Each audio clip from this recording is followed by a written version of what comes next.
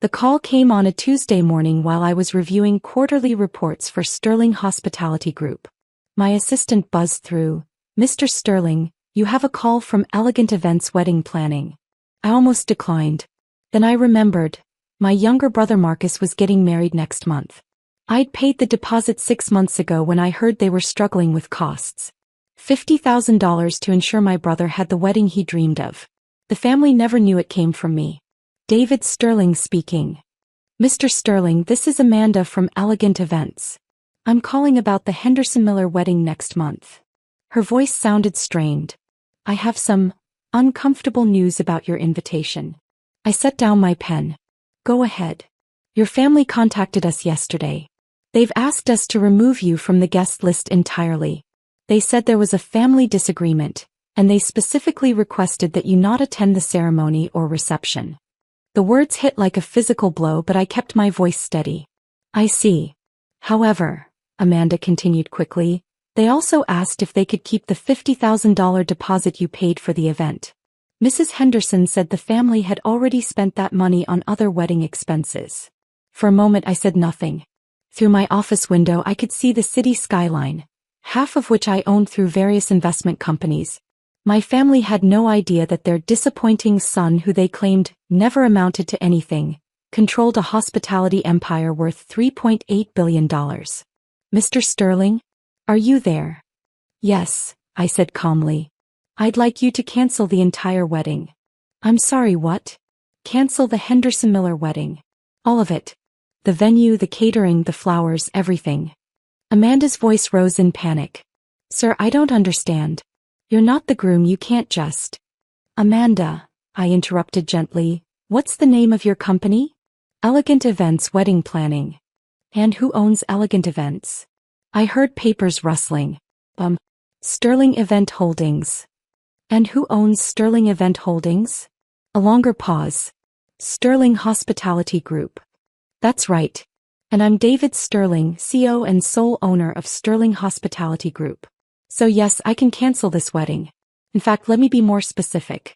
Cancel their reservation at the Grand Harbor Hotel as well. That's one of mine too. And Symphonic Catering? Also mine. The flower arrangements from Premier Botanical? Mine. The photography package from Lens and Light Studios? Mine as well. Mr. Sterling, I had no idea you were." "There's more, Amanda. The bachelor party reservation at Harbor View Resort? Mine. The rehearsal dinner at Coastal Elite Restaurant? Mine. Even the limousine service they booked through Prestige Transportation? Mine." I could hear her breathing heavily on the other end of the line. "But sir, the wedding is in 3 weeks. There are 200 guests, deposits paid. Cancel everything. Refund any deposits paid by guests for accommodations. Send the Henderson and Miller families a bill for the full amount they owe, minus my original $50,000 deposit, which I'm keeping as a cancellation fee. Mr. Sterling, this will destroy the wedding. There's no way they can find alternative vendors this close to the date. That's not my problem anymore." After hanging up, I sat back in my chair. 28 years old, and my family still saw me as the college dropout who threw his life away when I left Harvard Business School to start my first company. They had no idea that the small event planning business I'd mentioned casually over the years had grown into one of the largest hospitality empires on the East Coast. My phone buzzed with a text from my mother. "David, we need to talk about your recent behavior. Your attitude toward Marcus and Jennifer has been unacceptable. We think it's best if you don't attend the wedding. We'll be keeping the money you contributed since we've already spent it." I smiled and typed back, "Understood. Enjoy the celebration." What my family didn't know was that I'd been quietly building my empire for 8 years. It started when I dropped out of Harvard, not because I was failing but because I'd identified a gap in the luxury event market. While my family saw my decision as giving up, I was actually walking away from a guaranteed corporate job to bet everything on my vision. The first company, Sterling Events, began in my studio apartment. I planned corporate gatherings and small weddings, working 18-hour days and sleeping on my office couch. My family's response? "David's going through a phase. He'll be back to real work soon." Within 2 years, I'd bought my first property, a small event venue that was struggling financially. My family still thought I was playing entrepreneur, while they focused on my brother Marcus, who was following the traditional path through law school. By year 4, I owned 6 venues across 3 states. Sterling Hospitality Group was born, and I started acquiring complementary businesses: catering companies, florists, photographers, transportation services. Every aspect of the luxury event industry. My family remained oblivious. At holiday gatherings, they'd ask about my little business, while discussing Marcus's promising career at his law firm. When I bought my first hotel, a boutique property downtown, I mentioned it casually as expanding into accommodations. They nodded politely and changed the subject. The real growth came in years 6 and 7. I acquired struggling hospitality companies during the economic downturn, rebuilding them into profitable enterprises. Harborview Resort, Grand Harbor Hotel, the entire coastal elite restaurant chain. All companies my family had heard of, never realizing their disappointing son owned them. My phone started ringing 30 minutes after my conversation with Amanda. David. It was my father's voice, tense and confused. I just got a call from some woman saying our wedding venue was canceled. There must be some mistake. No mistake, Dad. What do you mean, no mistake? This is ridiculous. We have a contract. A contract with Sterling Event Holdings, which is owned by Sterling Hospitality Group, which is owned by me. The line went quiet for several seconds. David, what are you talking about? I'm talking about the fact that you canceled my invitation to my own brother's wedding while asking to keep the $50,000 I paid for it. So I canceled everything else. You paid for the wedding? The venue, the catering, the hotel blocks, the flowers, the photography, the rehearsal dinner, the bachelor party, the transportation, all of it goes through companies I own. Congratulations, Dad. You just uninvited the person who was paying for your son's entire wedding. Another long silence. David, I think there's been a misunderstanding. No misunderstanding. You made it clear I'm not welcome at family events. So my companies aren't welcome to provide services for family events either. Companies? David, what companies? You plan parties. I almost laughed. After 8 years, he still thought I planned birthday parties. Dad, I own Sterling Hospitality Group. We control 47 venues, 23 restaurants, 12 hotels, 6 catering companies, and 11 event service providers across 7 states. We generated $1.2 billion in revenue last year. That's impossible. Check our corporate website. Check the business registry. Check Forbes' list of fastest-growing private companies. We were number 17 last year. I heard muffled conversation in the background. Mom had joined the call. David, Mom's voice came through, shaky and uncertain. We had no idea you were successful. You never told us. I tried to tell you. Every family gathering for 8 years I tried to share what I was building. Remember when I mentioned buying the Harborview Resort? You said it was nice that I was staying busy. When I told you about expanding into hotels, you asked when I was going to get a real job. But you dropped out of Harvard. To build this empire. I saw an opportunity and I took it. While Marcus was studying contract law, I was writing contracts that generated millions in revenue. My father cleared his throat. David, surely we can work something out. Marcus's wedding is no longer my concern. You uninvited me, remember? You made it clear that my presence would somehow diminish your perfect family celebration. We didn't know. You didn't know because you never bothered to actually listen to what I was telling you. You saw a Harvard dropout and decided I was a failure. You never looked deeper. My phone buzzed with another call. Amanda again. Dad, I need to take this. David, wait. I switched to the other line. Amanda. Mr. Sterling, I've been getting calls all morning. Your brother, your parents, even the bride's family. They're all asking about rebooking. And, sir, with 3 weeks' notice, it's impossible. Every quality venue in the region is booked solid. The catering companies are committed to other events. There just aren't alternatives available. What about the Grandview Manor? That's one of your properties too, sir. And it's already booked for that weekend. Right. Well, then they'll need to figure something else out. Mr. Sterling, your mother called crying. She said there are 200 people invited, family flying in from across the country. She's begging for any solution. I considered this. Any solution? Yes, sir. All right. Here's what we'll do. They can have the wedding at the Grandview Manor, my smallest venue. Reception capacity for 80 people maximum. Basic catering package, house flowers, staff photographer only. Total cost, $200,000 paid in advance. Sir, that's 4 times what they were paying before and half the space. That's the offer. They wanted to exclude me from their celebration while keeping my money. Now they can include me in their decision-making while paying market rates. And if they refuse? Then they can get married at City Hall. I hung up and returned to my work. 3 hours later, Marcus called directly. David, what the hell is going on? You're getting married. Congratulations. Don't play games with me. Mom's been crying all day. Dad's had 6 phone calls with different vendors and everyone keeps telling him you own their companies. What kind of sick joke is this? It's not a joke, Marcus. It's business. Business? This is my wedding. Your wedding that I was financing. Your wedding that I was uninvited from. Your wedding that the family decided I wasn't worthy to attend. We thought it would be better. You thought it would be better to exclude your brother from the most important day of your life, while secretly keeping the money he contributed. Does that sound like family behavior to you? Marcus was quiet for a moment. We didn't know the money came from you.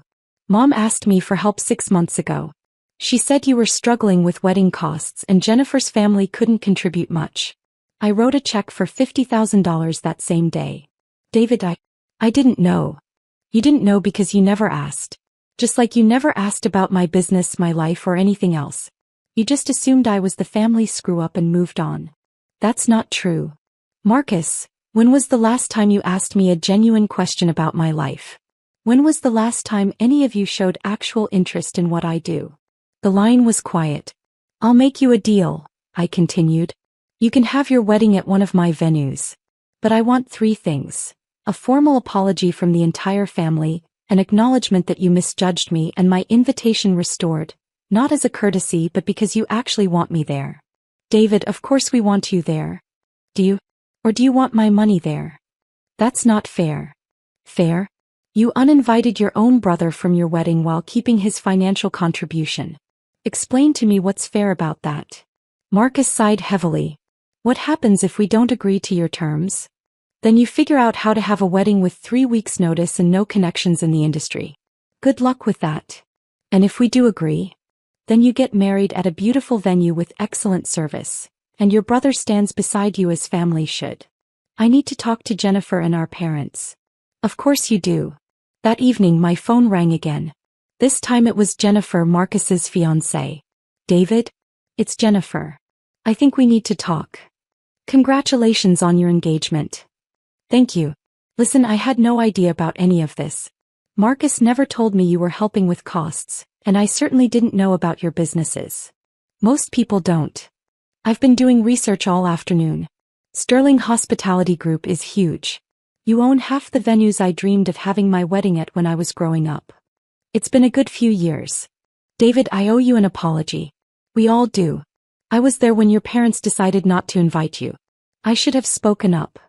Why didn't you? Honestly, because Marcus painted you as the irresponsible brother who never got his act together. I believed him. And now I realize that Marcus doesn't actually know you at all. None of them do. Jennifer paused and I could hear emotion in her voice. David, I would be honored to have you at our wedding. Not because of your businesses or your money, but because you're Marcus's brother and you clearly care about family more than the rest of them realized. What does Marcus say? Marcus is processing. He's realizing that his big brother isn't who he thought he was. It's a lot to take in. And your parents? They're scared.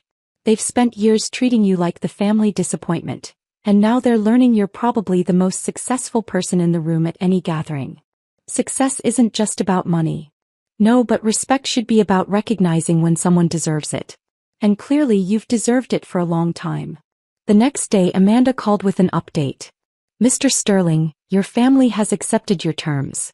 They've paid the deposit for the Grandview Manor package, and they've formally requested that your invitation be restored. Did they agree to all the conditions? Yes, sir. Your father specifically asked me to tell you that the family would like to meet with you before the wedding to offer a formal apology. And your brother wants to know if you'd consider being his best man. I sat back in my chair looking out at the city skyline again. 8 years of building an empire while my family saw only failure. 8 years of trying to share my success while they heard only excuses. 8 years of proving myself while they waited for me to grow up. Amanda. Yes, sir. Tell them we'll have the meeting. Schedule it for this Saturday at the Harborview Resort. My private dining room. And Amanda. Yes. Make sure the catering is perfect. The meeting was scheduled for 2 p.m. on Saturday. I arrived early and stood by the floor-to-ceiling windows overlooking the harbor. This resort had been my biggest acquisition, a failing property that I'd transformed into the region's premier destination. The private dining room alone was worth more than most people's homes. My family arrived together. Mom, Dad, Marcus, and Jennifer. They looked around the room with obvious amazement.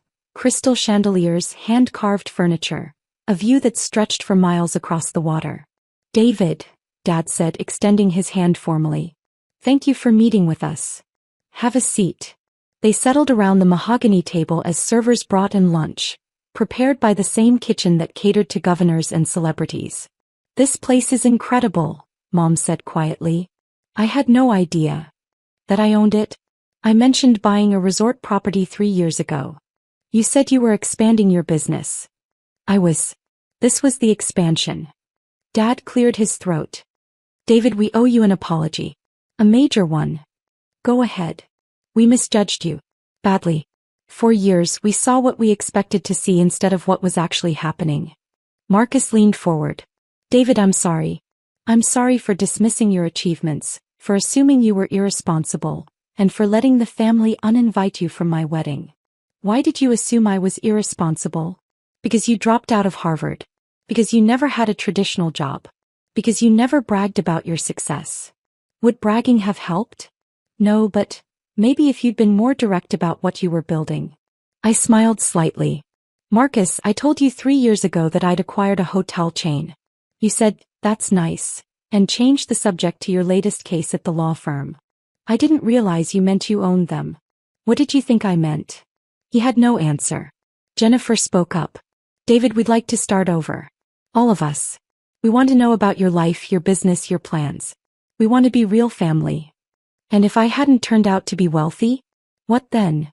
Dad answered honestly, then we probably would have continued misjudging you. That's what makes this so shameful. At least you're honest. Mom had tears in her eyes. David, I'm proud of you. I'm proud of what you've built, but more than that, I'm proud that you still wanted to help with the wedding even after how we treated you. You're my family. That matters to me even when it doesn't seem to matter to you. Marcus stood up and walked around the table. David, I know I don't deserve it, but I'd like to ask again. Would you be my best man? I looked at my younger brother, the golden child who'd followed every family expectation, who'd never taken a risk or built something from nothing. For the first time I saw uncertainty in his eyes. He was finally seeing me clearly. Marcus, I'd be honored. The wedding took place 3 weeks later at the Grandview Manor. Despite being my smallest venue, it was still spectacular, overlooking the coastline with gardens that had been featured in architectural magazines. The family that had once dismissed my party planning business watched in amazement as my staff executed a flawless celebration. During my best man speech, I looked out at the 200 guests, many of whom had heard whispered conversations about my business empire throughout the evening. When Marcus and I were kids, I began. He always looked up to me. Somewhere along the way that changed. He started seeing me as the brother who took the wrong path, who gave up on conventional success. I paused, making eye contact with my family. What Marcus didn't realize is that I never gave up on success. I just defined it differently. Success isn't about meeting other people's expectations. It's about building something meaningful and sharing it with the people you love. I raised my glass. To Marcus and Jennifer, may you build something beautiful together, and may you always remember that the best achievements are the ones you share with family. Later, as the evening wound down, Dad approached me on the terrace.